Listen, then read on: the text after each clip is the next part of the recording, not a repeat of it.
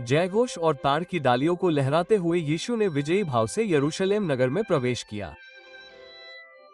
इस घटना से मानव इतिहास के सबसे महत्वपूर्ण सप्ताह की शुरुआत हुई। इस अनोखी घटना के ऐतिहासिक संदर्भ को समझने से हमें उद्धारकर्ता के ईश्वर के मेमने और राजाओं के सच्चे राजा के रूप में अंतिम मिशन के बारे में पता चलता है।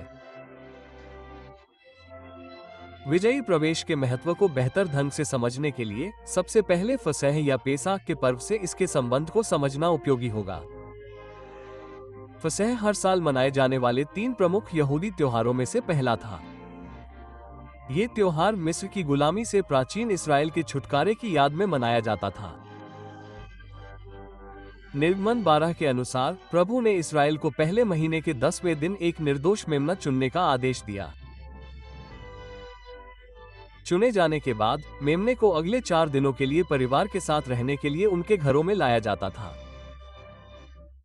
15वें दिन की शुरुआत से पहले उन्हें मेमने को मारना था, उसके खून को दरवाजे की चौखट पर लगाना था और साथ में फसह का पर्व मनाना था। अगर वे ऐसा करते तो प्रभु ने वादा किया था कि नाश करने वाला स्वर्गदूत उनके पास से होकर गुजरेगा और घर के पहलौठों को छोड़ देगा। इसके बाद से हर साल इजरायली फसह का त्योहार मनाते थे ताकि गुलामी से मिली बड़ी मुक्ति को याद किया जा सके। इसके अलावा यीशु के समय के यहूदी एक आने वाले मसीहा की प्रतीक्षा कर रहे थे जो फसह के दौरान उन्हें रोमन उत्पीड़कों से मुक्ति दिलाएगा।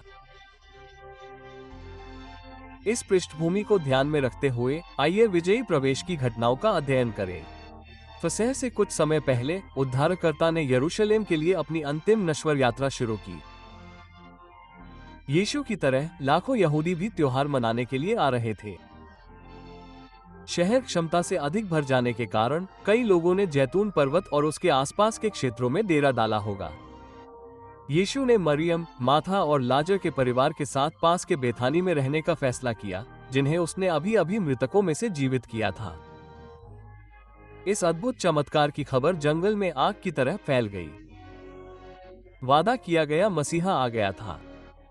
जब उद्धारकर्ता और उनके शिष्य जैतून पर्वत पर चढ़ रहे थे, मंदिर सुबह की धूप में चमक रहा था, तो लोगों ने खजूर के पेड़ों की टहनियां काट ली, उन्हें लहराते हुए और उनके रास्ते को ढकने के लिए अपने कपड़े जमीन पर बिछा दिए। समय का महत्व अचूक है। मैथ्यू, मार्क और ल्यूक के समकालिक सुसमाचारों के अनुसार जिस दिन यीशु ने प्रवेश किया वह महीने का 10वां दिन था, फसह से 5 दिन पहले। इसका मतलब ये हुआ कि जिस दिन यहूदी अपने फसह के मेमनों का चयन कर रहे थे, उसी दिन परमेश्वर के सच्चे मेमने यीशु ने यरूशलेम में प्रवेश किया और प्रतीकात्मक रूप से लोगों द्वारा चुने गए। साथ ही जिस तरह मेमनों को अगले 4 दिनों के लिए लोगों के घरों में लाया जाता था, उसी तरह यीशु अपने पिता के घर मंदिर में आए और अपनी मृत्यु से पहले अगले 4 दिनों तक शिक्षा दी। यहूदियों द्वारा विजयी प्रवेश के समय की गई आराधना